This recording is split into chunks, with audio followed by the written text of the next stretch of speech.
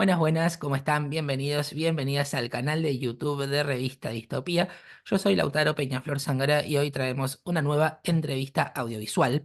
Vamos a estar conversando hoy con el documentalista Sebastián Díaz, que ha dirigido varios documentales, varias películas, pero hoy nos vamos a centrar en tres que forman una trilogía, que son Muralla Criolla, Cuatro Loncos y Jinetes de Roca, y dentro de estos tres, en el más reciente, en Jinetes de Roca, nos vamos a centrar porque los tres forman la trilogía del desierto, justamente porque abordan este periodo histórico, ¿no? La campaña del desierto, periodo que es muy significativo para nuestra historia, primero por el genocidio que implicó la llamada campaña del desierto para los pueblos originarios de nuestra tierra, pero además por todo lo que tiene que ver con la identidad, ¿no? Por cómo se ha ido constituyendo el Estado-Nación y su identidad justamente a partir de un genocidio que es permanentemente negado. Bueno, esto lo aborda Sebastián en sus tres documentales y lo hace desde diferentes puntos de vista, con diferentes testimonios en cada uno de estos documentales, así que yo recomiendo mucho a los tres.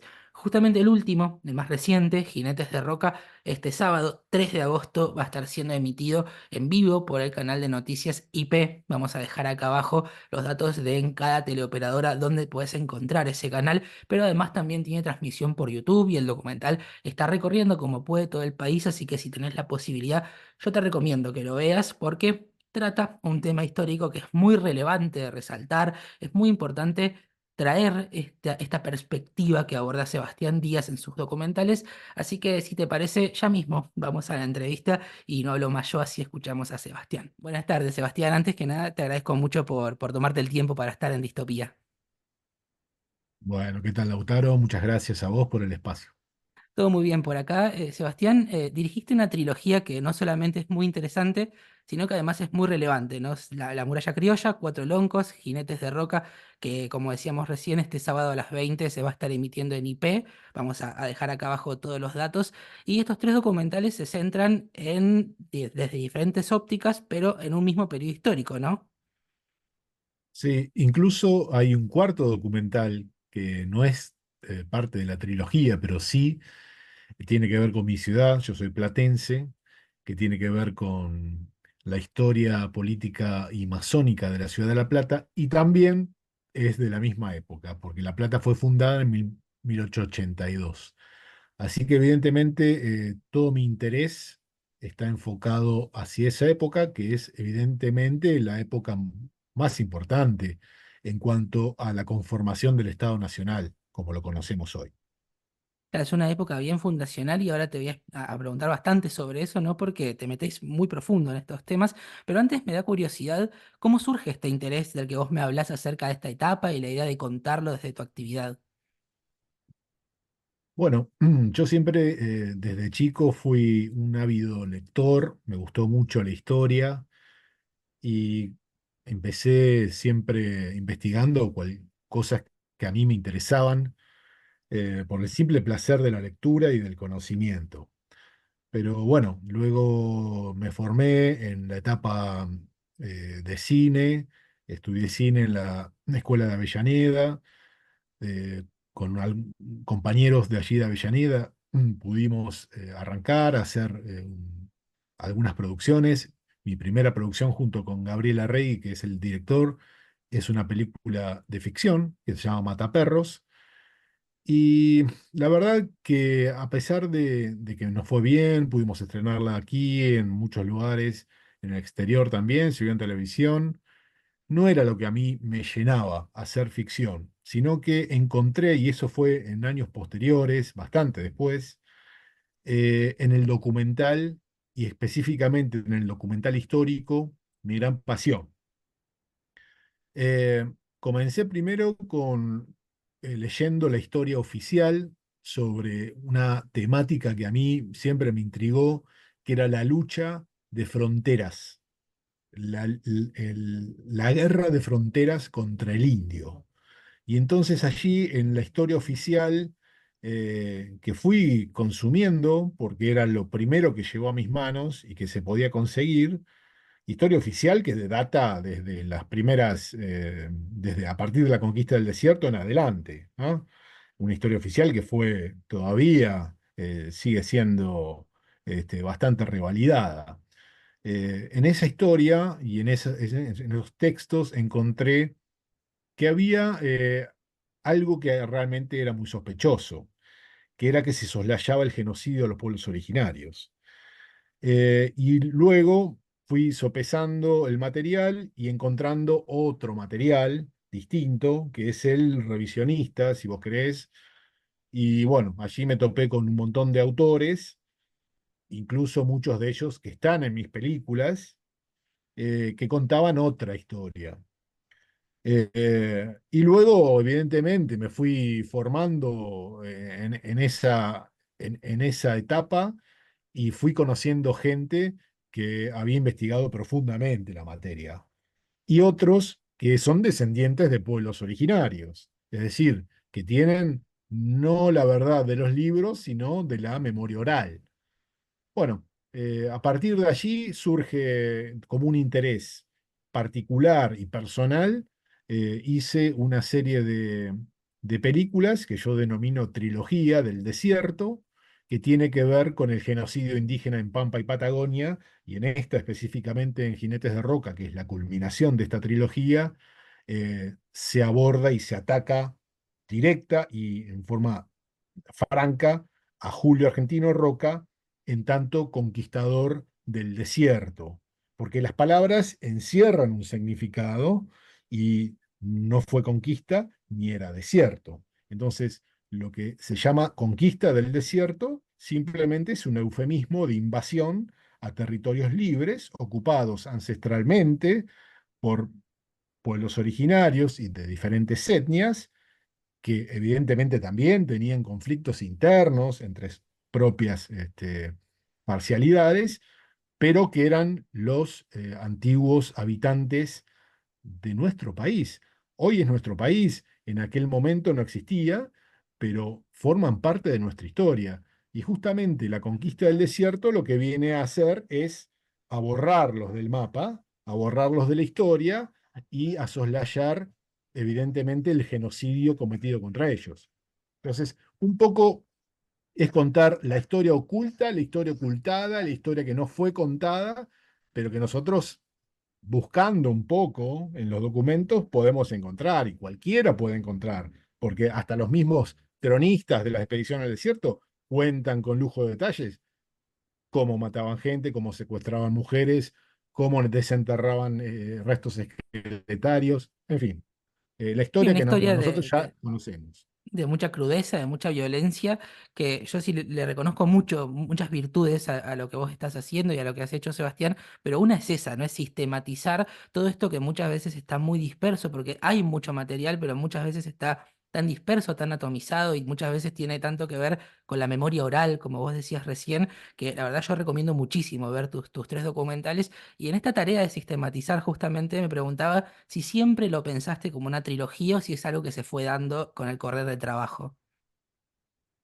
No, yo al principio tomé un hecho particular que fue la construcción de la zanja de Alsina, pero lo abordé de una manera muy minuciosa.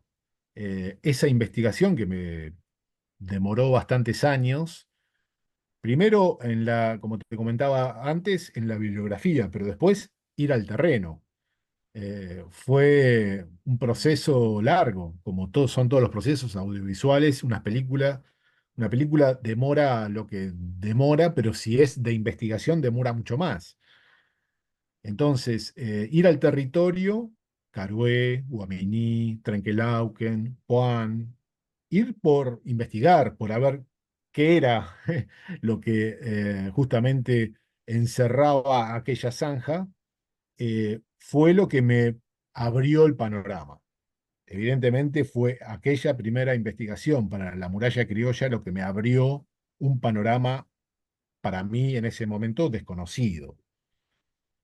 Y justamente después de la culminación de la muralla criolla fue que muy rápidamente pude escribir un nuevo guión que fue Cuatro Loncos, y con toda la información que yo ya había juntado. Eh, y además, información que yo ya había internalizado y sacado conclusiones al respecto. porque no mucha gente se toma el trabajo de repensar alguna cuestión y darle vueltas, ¿no? En general uno repite cosas sin realmente haberlas profundizado. Bueno, no, este no es el caso. Este fue un trabajo bastante interno, no solo de investigación, sino también de construcción. Se nota la profundidad y me hablabas recién de ir a los territorios, que es algo que también se nota mucho en los documentales.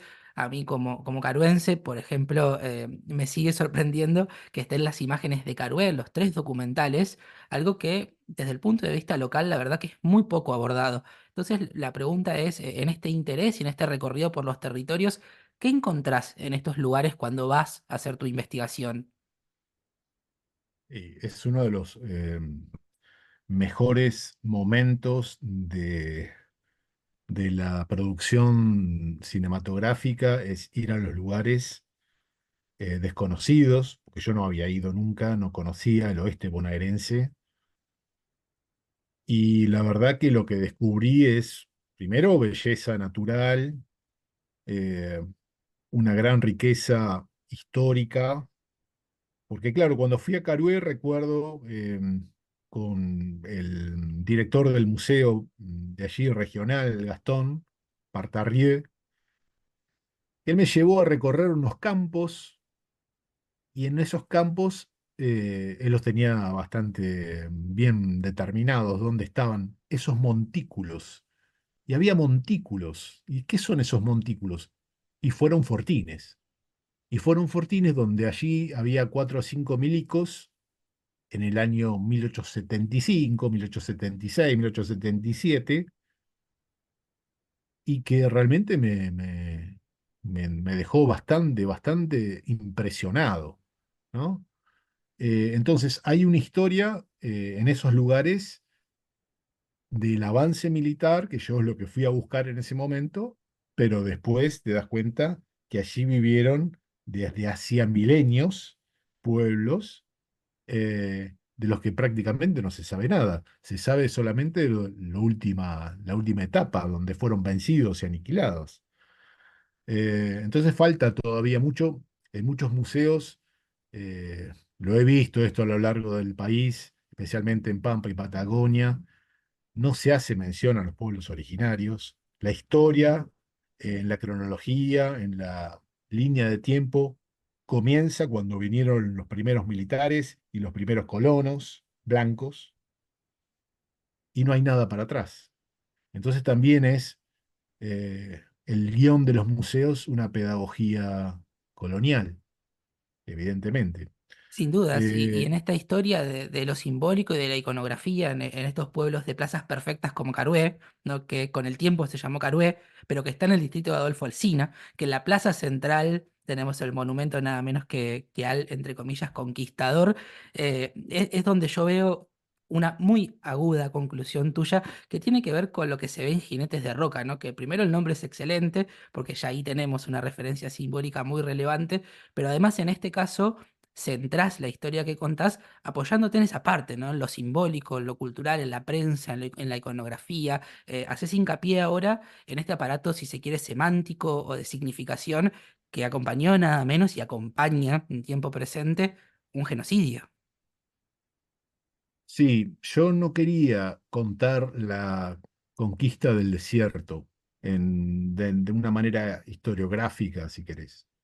Yo quería eh, contar cómo repercutió y sigue repercutiendo simbólicamente en la cabeza de cada uno de nosotros desde hace décadas eh, aquel símbolo de sometimiento a los pueblos originarios que tiene que ver con la conquista de un territorio que fue evidentemente con un propósito económico y también militar, por supuesto, y político, eh, pero que desconoce el genocidio, lo niega. Y entonces intenté contar de qué manera fue impuesta esa idea en la población a lo largo de los años. Y como nosotros trabajamos con imágenes, como cineastas, como documentalistas, y no hay mucho material de otra índole, que puede ser fílmico o sonoro, de aquella época. Nos vino como anillo al dedo justamente trabajar con la iconografía. Y en la iconografía hay tres vectores que son clarísimos, que es la estatuaria, la erección de grandes monumentos a los, tanto a los perpetradores del genocidio como a los que se beneficiaron con él, eh, la iconografía pictórica, que son los grandes cuadros que están en los principales museos de arte de la Argentina y que siguen diciendo y que siguen eh, eh, provocando, porque son provocadores, y además lo que, y quizás más interesante y que donde se analiza más profundamente en esta película, que es el material fotográfico. Material fotográfico que algunos quizás ni ignoran que existe, pero que el mismo Roca llevó un fotógrafo a la campaña militar. Llevó un fotógrafo, Antonio Pozo, para que ilustre, ¿no?, aquella campaña militar de 1879. Pero después, todo el gran corpus fotográfico que hay corresponde en su gran parte a indígenas prisioneros. Y ahí se nota el sometimiento de los blancos hacia las tribus vencidas. Entonces, con toda esa iconografía, pudimos realizar Jinetes de Roca para derribar el mito civilizatorio de origen que constituyó la conquista del desierto. Y acompañan todo esto que vos me contás, una serie de testimonios que van explicando, ¿no? Todo esto que se dice sin decir, ¿no? Todo este mundo de eufemismos que están tan presentes en esto que vos contás, con voces que además son imprescindibles, ¿no? Como la de Marcela Obalco, como la de Marta Penos, Fernando Pepe también. Y a lo largo de tus documentales, la verdad que has hablado con las mejores voces de estos temas. Sí, siempre está bueno confiar en quienes uno elige para las entrevistas. A veces pensás que por ahí necesitas una voz más. Muchos dirán, ¿y dónde están las voces de los pueblos originarios? Mi premisa al hacer esta película fue hacer una película centralista, desde Buenos Aires, desde el pensamiento del centro del poder en Argentina. Eh, y por supuesto, bueno, las voces que aparecen, además de las que mencionaste, está Danae Fiore, que es un hallazgo total, es una arqueóloga eh, que se quiebra en muchas oportunidades a lo largo del relato, porque ella hace investigación fotográfica de la fotografía aborigen y de ese corpus de miles de fotografías eh, y que las analiza en forma minuciosa y perfecta. Y luego también tenemos algún otro hallazgo que bueno, Marcelo Balco es amigo ya directamente, él participa en todas mis películas, pero en el apartado sobre la estatuaria, él tiene una gran participación porque ha estudiado profundamente el tema.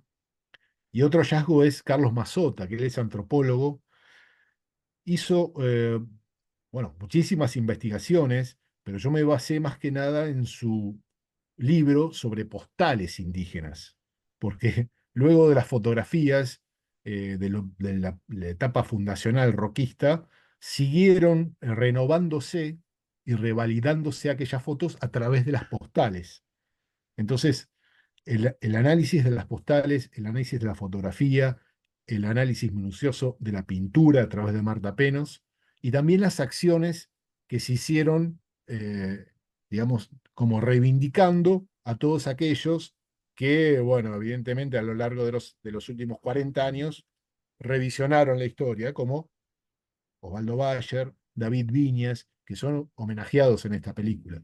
Sin duda, si surge un concepto que es desmonumentar, ¿no? Que es tan característico de esta línea de pensamiento, que es muy profundo por un lado, pero por otro lado también es muy valioso por la síntesis que logra este concepto, ¿no? ¿De qué se trata esta conceptualización, esta palabra desmonumentar que está tan presente y que también tiene tanto que ver con el espíritu de Jinetes de Roca? Porque mucha gente, la mayoría, cuando pasa por el monumento, por cualquier monumento, pensará, justamente como dice Marcelo, algo bueno habrán hecho. Por eso el Estado lo puso ahí. Por eso el Estado lo elevó en ese pedestal. Por eso las generaciones pasadas eh, lo subieron a los altos pedestales. Algo bueno habrá hecho. Eso es directamente, justamente lo que quieren que pensamos, ¿no?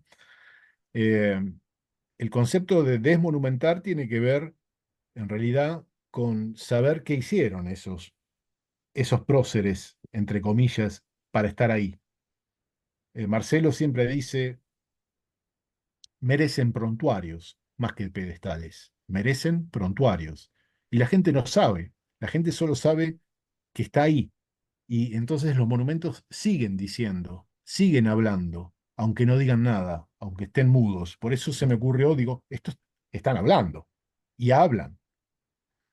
El concepto de desmonumentar quizás no tenga tanto que ver con derribar el monumento a patadas, traer una grúa y decapitarlos, pero sí, quizás, pienso yo, de intervenirlos, como se hace en Bariloche, con el monumento a Roca ecuestre, y como se hizo a partir de iniciativa de Osvaldo Bayer con el monumento en Diagonal Sur, en Capital. Y hay muchas ideas circulando, cómo intervenirlos, eh, y es una discusión también, qué hacer con ellos. Pero lo que seguramente no hay que hacer es pasar inadvertidamente por ahí, ni tampoco la nomenclatura catastral, las calles, el nombre de las calles, saber por qué llevan esos nombres. eh, el nombre, pues se ha producido una roquización de la Argentina. Eso fue durante la década infame. Eso lo decimos en la película. La década infame, la década de 1930, donde se produce una revalidación de la figura de Roca. Y ahí es cuando surgen plazas, monumentos, calles, instituciones que llevan el nombre no solamente de Roca, sino de muchos otros lugartenientes que lo acompañaron. Así que me parece que es, para reflexionar y terminar, me parece que sería eh,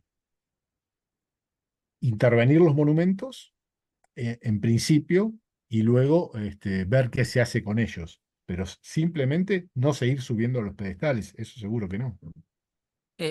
Pensaba recién mientras me ibas hablando que otra gran virtud que tienen tus documentales y que también la tiene la palabra desmonumentar es que abre debates, ¿no? Porque das y describís las fórmulas generales que después podemos aplicar a nuestros pueblos. Yo cuando veo tus películas me voy imaginando todo lo que contás traído a la actualidad de Carué. En Carué, por ejemplo, han pedido en el Consejo Deliberante izar la bandera mapuche en ese monumento de la plaza que se ve en la película y los concejales lo han pasado a archivo, por ejemplo, ¿no? Y la calle central del pueblo, una de las calles centrales del pueblo, se llama Colón y a nadie se le ocurre, pero ni cerca, poder cambiarle el nombre. Hay otra calle que es Lonardi también y cada vez que se propone cambiarle el nombre justamente por Osvaldo Bayer, se arma un despelote tremendo. Entonces, digo, este material que vos ofrecés y que además va recorriendo el país en la medida que es posible y como lo van pudiendo distribuir y hacer circular, también va abriendo debates, ¿no? ¿Vos te encontrás con eso cuando se va exhibiendo en diferentes lugares? Sí, totalmente. Eh, no son películas que pasen desapercibidas. Muchos las odiarán, por supuesto, no estarán de acuerdo, pero lo que no podemos dejar de reconocer es que abren debates. Abren debates porque son películas serias y son películas fundamentadas. Eh, por supuesto, hay quienes no están de acuerdo en la visión de la historia que nosotros proponemos, pero por lo menos nosotros abordamos un hecho y lo fundamentamos. Eh, a pesar nuestro, a pesar nuestro, porque no fueron películas ideadas como películas militantes. Nunca fue esa la idea. La idea fue abordar un hecho histórico, criticarlo, denunciarlo, pero no que se transforme luego en herramientas pedagógicas. Pero sí eso ha ocurrido en muchísimos casos. Maestros, profesores, incluso alumnos avanzados, han tomado estas películas como herramientas, como te digo, pedagógicas de la contracultura. Y eso nos llena de orgullo, porque siempre decimos, hay otro circuito además de la sala de cine, mucho más amplio, mucho más abierto, que es el de eh, diferentes proyecciones en lugares alternativos, emisiones televisivas, eh, cine debate y por supuesto, como terminan todas mis películas, es liberadas en plataformas hasta que puedan ser descargadas y utilizadas para los fines que considere cada uno pertinente. Así que me parece que por ahí vamos, seguiremos por ese camino. Vamos a cuidar un poco más la película mientras siga en cartel, mientras se pueda, digamos, exhibir en televisión, pero luego ese camino que te acabo de decir lo va a tener también esta. Sebastián, antes de cerrar, quiero hacerte una pregunta de actualidad. Obviamente vos respondés si querés y hasta donde querés, porque yo la verdad que siento que este documental dialoga de una manera muy interesante con este momento puntual de Argentina, ¿no? Veníamos diciendo que Argentina tiene una matriz racista históricamente que se ha consolidado como Estado-nación a partir de un genocidio, y si bien eso nunca se abandonó, aunque se haya discutido en algunos momentos más y en algunos momentos menos, creo que en este momento estamos en un momento de restauración, ¿no? Donde esa violencia está exacerbada, está magnificada, está también materializada a través de diferentes dispositivos muy violentos que inclusive atacan el cine, la cultura, ¿no? Que eso sabrás más vos que yo. Eh, ¿Qué visión tenés, si querés compartirla, acerca de este tiempo en la Argentina con un gobierno nacional que es negacionista, que es muy reivindicador de Roca, por ejemplo, que habla de terrorismo en referencia a las comunidades originarias, que todo quiere venderlo? ¿Cómo te interpela este tiempo puntualmente? La verdad, son tiempos oscuros, muy oscuros. Sin embargo, eh, no volvemos al mismo lugar porque haya una reacción conservadora. No somos los mismos de hace 30 o 40 años, o al menos eso es lo que espero. Eh, Me parece que algo debemos haber aprendido, pero siempre hubo en la Argentina una base importante reaccionaria y conservadora. Siempre lo hubo, siempre. Es más, te diría, la excepción es lo otro. La excepción es lo progresista. La excepción son gobiernos populares. Esa es la excepción. Cuando nos quieren vender 70 años de fracasos, pero para nada, para nada. Lo que sí te voy a decir es que la élite dirigente actual y- y contemporánea de toda la vida tuvo muy en claro que el poder y de los símbolos y de los nombres.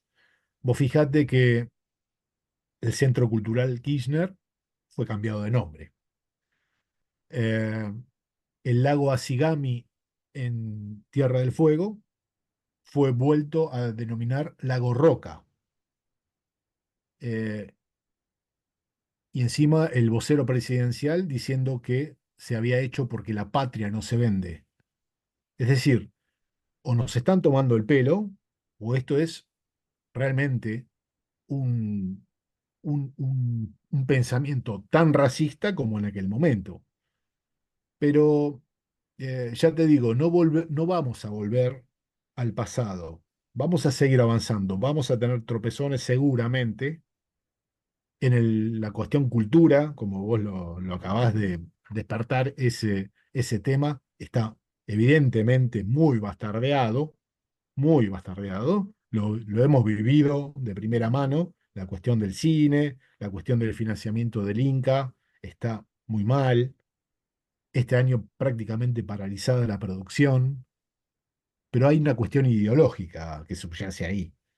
Y hay una cuestión prácticamente, te diría, de censura, o al menos esa es la intención. Porque es lo que siempre pienso. eh, el pensamiento de derecha, vamos a decirle así, para que lo entiendan todos, no necesita ningún financiamiento del Estado eh, para, para expresar su voz. Ellos lo dicen todo el tiempo. Todo el tiempo están expresando su voz. No necesitan eso, pero sí lo necesitamos quienes vamos por la contracultura. Eso sí, necesitamos ese financiamiento para hacer nuestras películas. Estas películas no hubiesen sido posibles sin el financiamiento del Inca. Eh, y bueno, justamente por eso algunos dicen, y bueno, por eso no está, lo están coartando. Y sí, seguramente es una cuestión ideológica, sin ninguna duda. Así que me parece un momento oscuro, pero que vamos a salir. No sé cuándo, pero vamos a salir. Seguramente, y dos preguntas más, una personal si se quiere y la otra que tiene que ver con repasar los datos del documental. La primera es cómo sigue tu vida como documentalista. Ha terminado esta trilogía del desierto tan relevante y tan fundamental para contar esta parte de la historia. ¿Estás pensando en algo nuevo? ¿En qué estás trabajando? Sí, sí. Bueno, ahora en este año vamos a terminar un documental en La Pampa que tiene que ver con los antiguos caminos indígenas de La Pampa llamados rastrilladas, eh, que es muy interesante porque las rastrilladas antiguas, que primero fueron recorridas a pie y luego a caballo, son las actuales autopistas, rutas, caminos vecinales, donde había encrucijadas de rastrilladas, hay pueblos, o hay estancias, o hay estaciones de tren. Entonces, ese documental va a ir avanzando y seguramente el año que viene lo tendremos. Y estoy investigando mucho, estoy investigando la historia argentina, pero ya más avanzado el tiempo. Me gusta mucho la historia de la década infame, justamente, los años 30.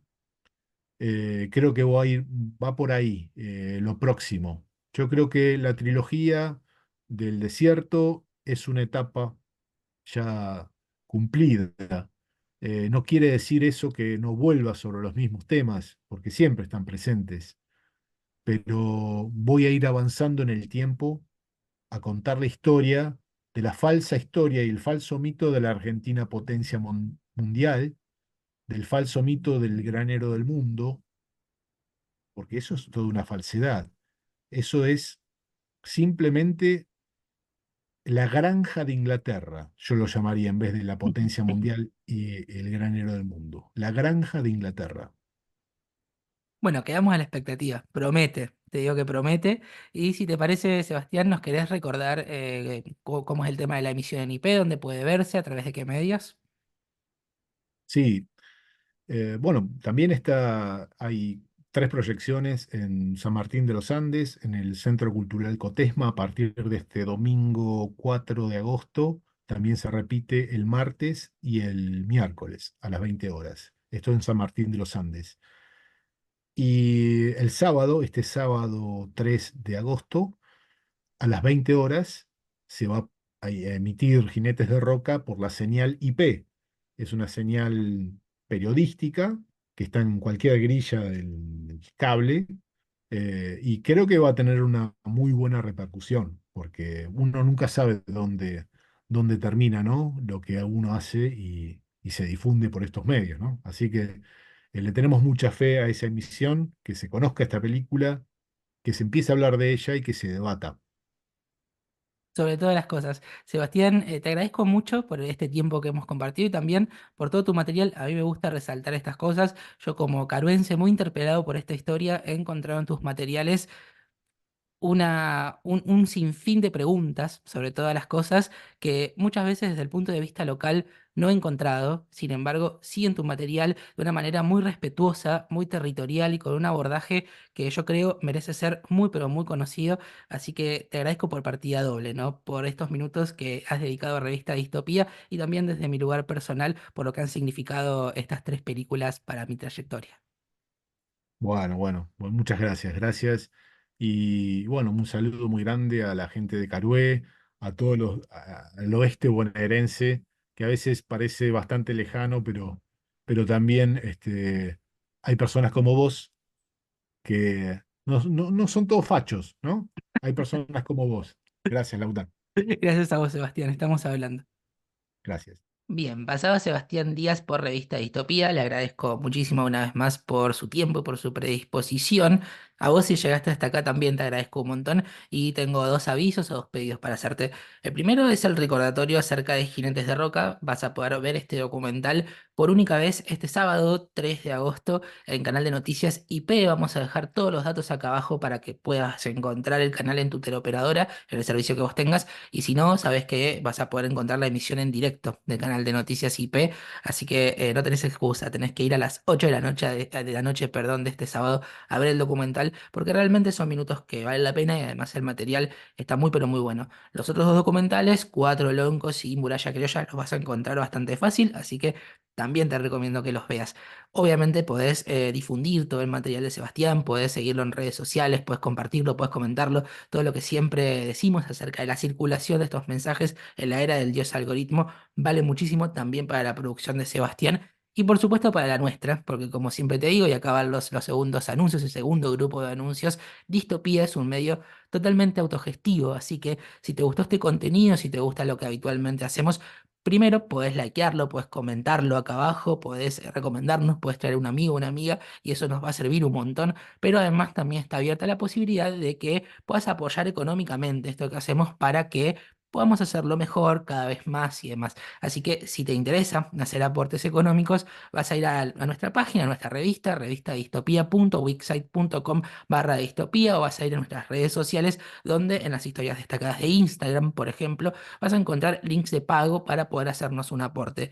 ¿De cuánto? No importa, lo que puedas, lo que quieras, todo es bienvenido, todo suma un montón. Sabemos que estamos en un momento complicado, así que recibimos cualquier aporte. No hay monto mínimo, no hay monto máximo, todo aporte es bienvenido y todo suma un montón. Y si no, ya sabes, alabanzas al dios algoritmo, eso en este tiempo de capitalismo de corporaciones también suma un montón.